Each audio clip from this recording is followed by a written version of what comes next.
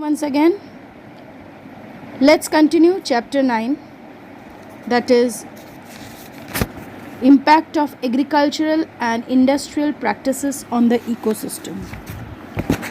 Today I'll be discussing regarding the measures to check the destruction of ecosystem. Let's begin. There is an urgent need for adopting measures for conservation of ecosystem. The aim of conservation is to check destruction of ecosystem from degradation of resources, soil erosion and desertification, global warming and climatic changes.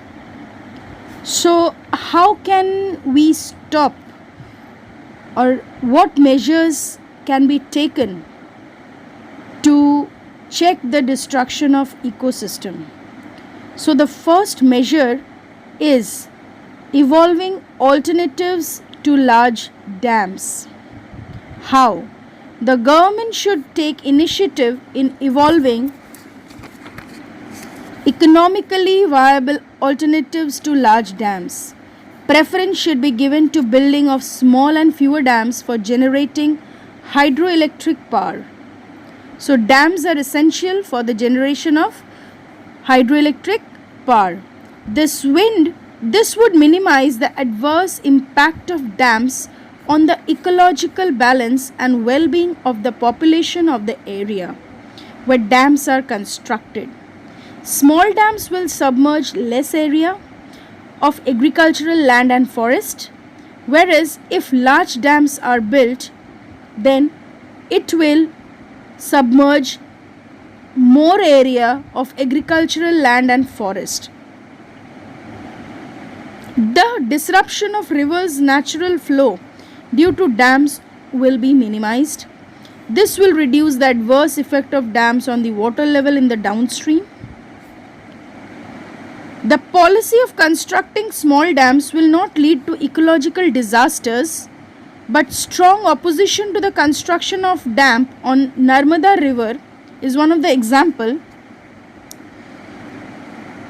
Development projects and policies of the government must take note of the environmental and ecological impacts while evolving the strategy of developing dams. So, the government policies should be such that it should have some environmental and ecological impact during the construction of dam. Second measure is forest conservation. That means saving of forest in simple language. It is a matter of great concern that forests are rapidly disappearing due to uncontrolled and ruthless deforestation. The increasing destruction and degradation of forest, especially in the mountainous and hilly areas, have led to heavy erosion of topsoil. So when the trees are being cut, what happens? The top layer of the soil, which is considered to be the most fertile layer, is getting washed away as the soil is getting loosened up. So especially this happens in the mountainous and hilly areas where there is erratic rainfall and recurring floods. Deforestation is also having severe long-term impacts such as environmental pollution, global warming, climate change, land degradation and desertification.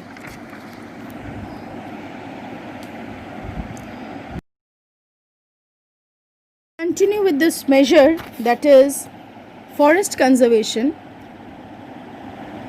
So, the government must take stringent measures to check deforestation. In India, the government enacted the Forest Conservation Act 1980 to check deforestation of forest land. Equally important is that people should be made aware of the importance of forest conservation and they should be involved in the task of forest conservation. Third measure is tree plantation, that is afforestation. Tree plantation involves planting or growing of trees on virgin lands and also on land that has been subjected to deforestation and desertification. The importance of plantation has increased in recent times. Planting of trees will help in reducing soil erosion, floods, landslides, and will lead to restoration of ecological balance. So, when on one side trees are being cut down, we need to check that equal number or more number of trees are planted at the same time so that the ecological balance could be maintained. Measure 4. Conservation of grasslands. Grasslands provide natural pastures for grazing animals. They play important ecological role in the sustenance and survival of a region. There has been a large-scale depletion and degradation of grasslands due to the overuse and overgrazing. Urbanization, agricultural and industrial development has resulted in the encroachment of grasslands. That means these grasslands are being captured for development of cities, towns, industries.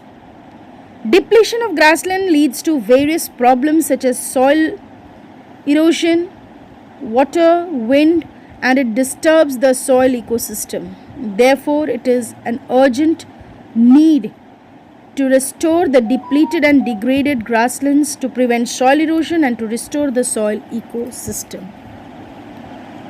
Fifth point is alternate cropping or crop rotation.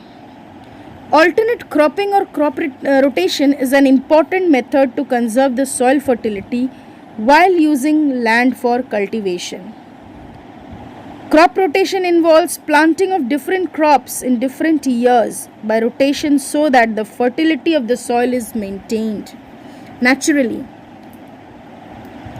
There are few benefits of crop rotation, that is, it helps in improving or maintaining the soil fertility. Secondly, it also helps in maintaining organic matter and plant nutrients in the soil for a long period. And the third is it reduces soil erosion. Sixth measure is use of manures. Organic fertilizers or manures consist of green manure, that is cow dung and compost. These manures are produced by the decomposition of plants and waste. These manures are natural fertilizers rather than manufactured fertilizers or chemical fertilizers. These manures improve the quality of the soil and make it more productive while maintaining the ecological balance. It also increases the nutrient in the soil.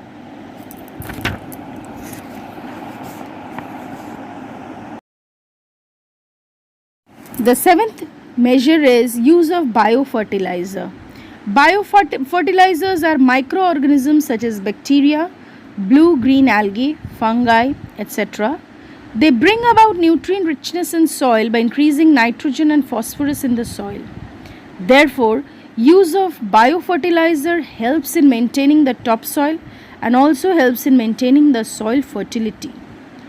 It prevents degradation of soil and helps in maintaining the balance in ecosystem and also reduces the use of chemical fertilizers as well. Last measure and the eighth measure is use of biopesticides. What are pesticides? Pesticides are those biological agents that are used for controlling weeds, insects, etc. The microorganisms used as biopesticides are viruses, bacteria and fungi and mites also. These are biological methods of pest control. Chemical pesticides are replaced by biopesticides, as chemical pesticides are harmful for our health as it goes indirectly to our body through the various plant and plant products that we consume in our day-to-day life.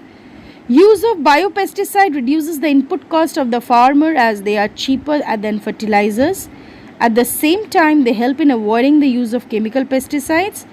Hence, they do not give rise to environment degradation.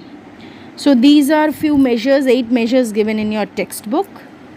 Out of that, I would like everyone to please at least go through 5 measures which you feel is easy for you to understand and for you to pen down. or write it. So